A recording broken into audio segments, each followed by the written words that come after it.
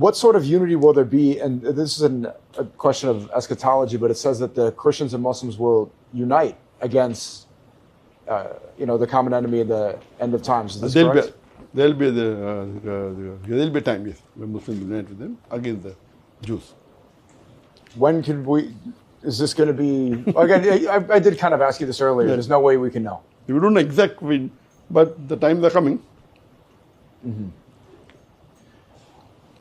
Yeah.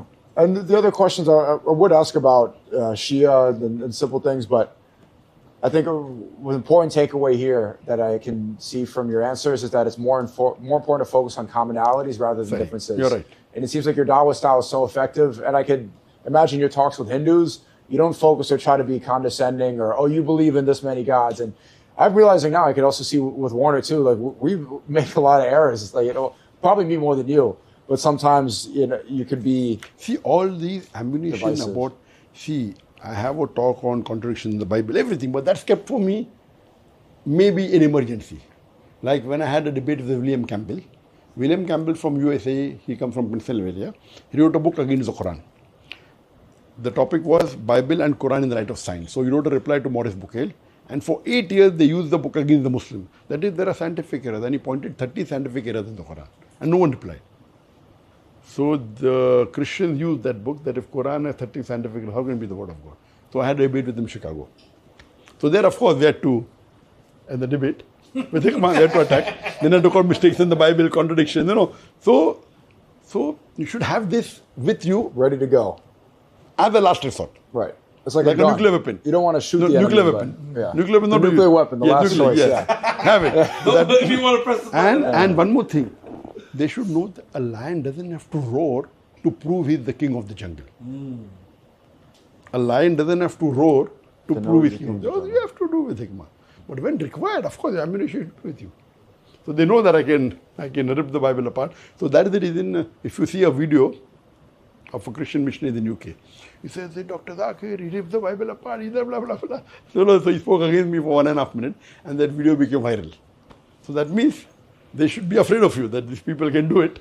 But we deal with hikmah and with love and affection. So when they say, oh, they speak about Dr. Zakir, but I met him, he was so humble, he speaks so nicely, So all these people are against us, they do publicity against us. He's a this, he's a terrorist, let them do publicity. But when they meet, so that's what they did against the Prophet.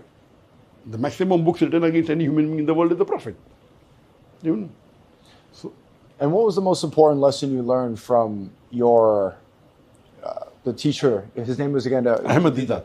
Yes. What's the important takeaway, the message you could spread from him, from the lessons you learned from him? Ahmad Didat, mashallah, he was a man who only studied to standard 6. Only studied what? Till standard 6 he studied. Okay. After that he dropped out from school. And he challenged the best of orators in the world, Jimmy Swaggart. At his time in 1984, 85, 86, Jimmy Swaggart was considered to be the best orator in the world. His budget was $400 million a year. He spent more than $1 million a day to keep his head above water. And he debated with him, mashallah. So Sheikh Didat was simple, mashallah, coming from a poor family, but he had the passion. So that if you strive in the way of Allah, Allah opens up your pathways. So if you see his history, if you see life history, was a simple man, and then he rose to such high levels that everyone wanted to meet him. He got the King Faisal Award, which is the highest award in the world, and everyone would meet him, all the, the Sheikh, the President, the King. And at that time, he had no competition. There was no dai, very few dais in the world. Now there are, mashallah, 1,000 dais will fight.